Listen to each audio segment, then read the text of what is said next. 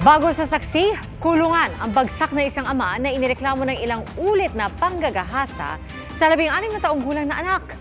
Nabuntis pa ang biktima. Saksi, si John Consulta, exclusive.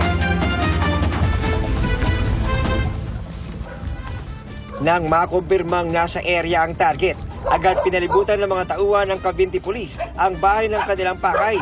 Hindi na nakapalag ang 40 anyos sa suspect sa Calabarzon Police. Inaresto ang suspect dahil sa reklamo ng sariling anak. Hindi raw naging madali ang paghahanap sa suspect. Medyo na-challenge kami sa pag-aresto sa akusado dahil hindi namin to agad mahagilap. Pero dahil sa impormasyon na nakuha namin sa informante kung saan nagtatago itong akusado, ay agad ako nagbuo ng tracker team at agad na pinuntahan ang sinasabing pinagtataguan itong akusado. Sumbong ng 16 na taong gulang na biktima sa pulisya.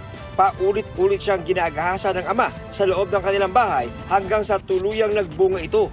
Nung bedridden pa ang nanay ng biktima, ito po'y pinagsamantalahan sa kabilang kwarto.